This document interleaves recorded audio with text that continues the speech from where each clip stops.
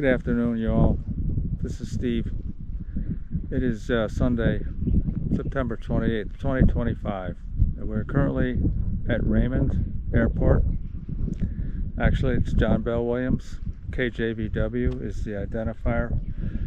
And people have different likes. I particularly like quiet country airports. There's just something about them. I like to hear the birds tweeting.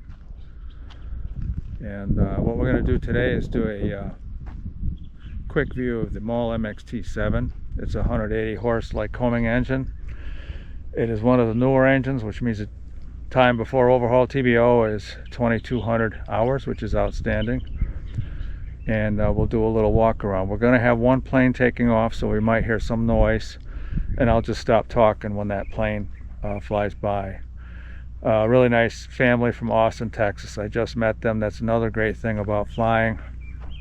If you're watching this, I don't have to sell you on flying. It's just really about the people and the places you can go and the country airports. So they're taking off now. I'll just give you a view. This is an SR22, brand new GTS model. And it's a father, son, and two daughters. I think mom decided to stay home, but that's a short takeoff.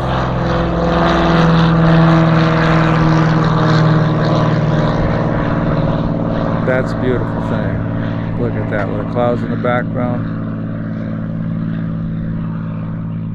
God bless them. We don't have much time on this planet, so you got to make the most of it. Okay, so here's our Maule.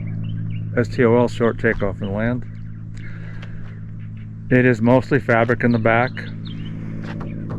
That's what they call fabric on tube. It's a very tough fabric. I think it's called Dacron, excuse me. And it's chrome moly welded tube framing. So although it may look soft as far as the covering, this is welded steel tube, chrome moly. I think it's 4140 or 4130 alloy. On the other hand, the wings are all metal. So most low and slow airplanes either will have metal wings or fabric in the wings. I really like the way Maule builds their aircraft with all metal wings, obviously metal struts. This GoPro camera goes in this mount, and we'll have some more footage a little later on to show you what it's like flying in central Mississippi. Another nice feature of this aircraft is 4 functioning doors. You can fly with 1 or 2 doors off. Most people just fly with 1 door off, and also the windows open just like a car, so you have another means of egress if the door jams for some reason. And if it's really hot, it's nice. And today's a fairly hot day, so it's nice to have the high wings providing shade. And we'll just walk around. Nose gear and very solid fixed gear. The wings have what you've probably heard of as vortex generators, these little shark fins, all down the leading edge of the wing, and that provides you with you can fly slower without stalling, without the wing dropping. Essentially, you want to be able to fly slower on certain cases, like a short field, or if you're in a tight spot, you need that extra safety margin. The propeller here, obviously it's a Hartzell. It is a constant speed, which means there's hydraulics in here, and the pitch of these propeller blades do change, and you control that from the cockpit. And here's the identifier. Maule cross country tri-gear 7 series is the body length of the airplane vehicle, and 180 horse. It is carbureted, and this is obviously the driver's side, port side of the aircraft. So we'll do a little walk around here. I've met all the people, well, I shouldn't say all, most of the people at the Maule plant. This airplane factory was visited in 2008 Joe Gauthier flew with me. He was my safety pilot at the time. Joe Gauthier is a pilot who is a legend in his own time.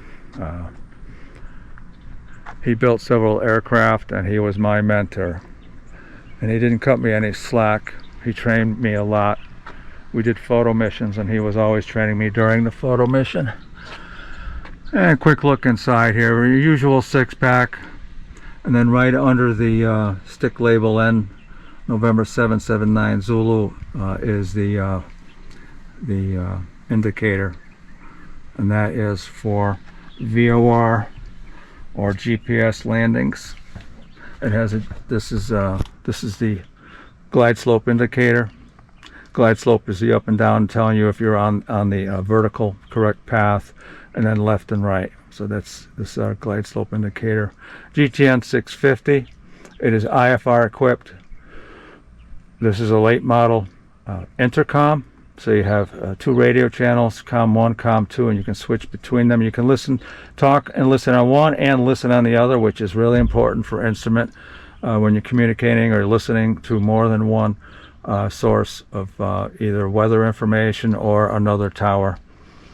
And it does have autopilot also. This is the autopilot. It's very modest looking. This turns the autopilot on, and then your autopilot will slave off of either the GPS.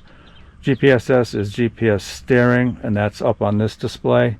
Basically your magenta line, this airplane will follow whatever the magenta line is on here. So this autopilot is slaved to the GTN 650.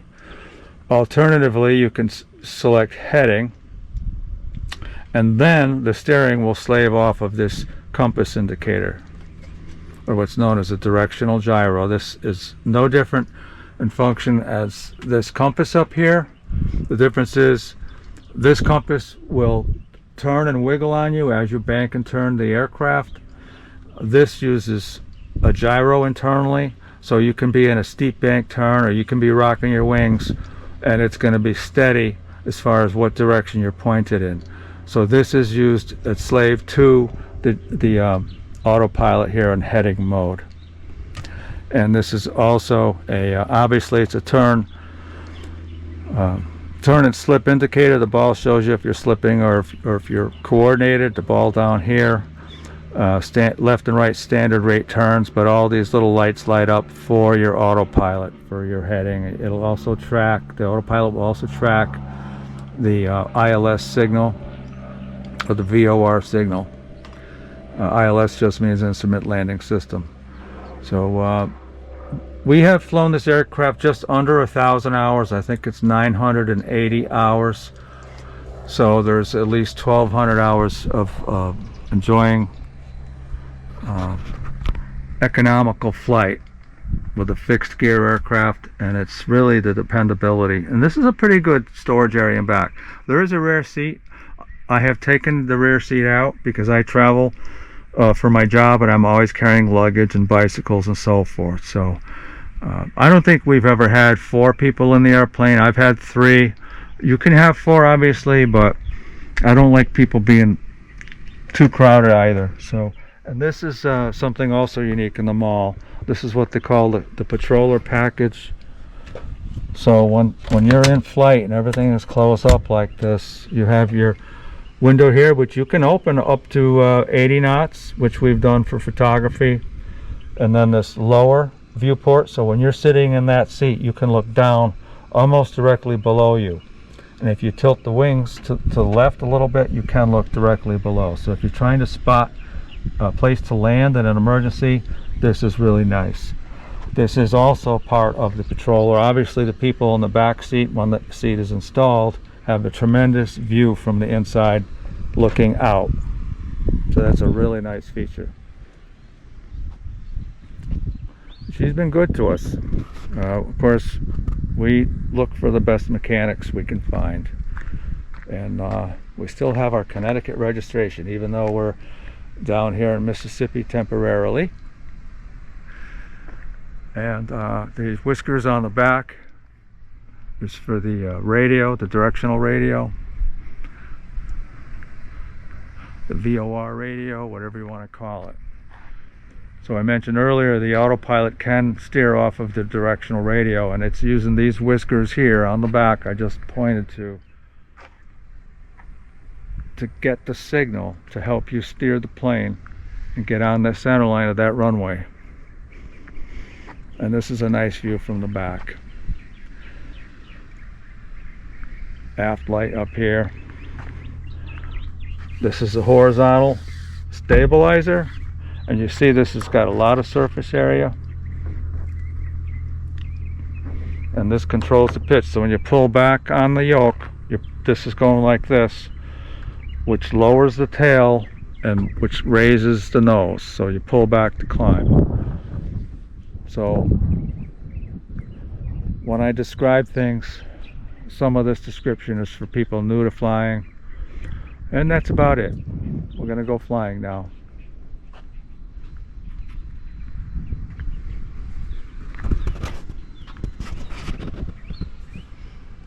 Alright, so here's what's gonna go on here. This camera right here, where you are sitting inside this camera, is gonna go inside of this clear device to video this short trip. So here we go.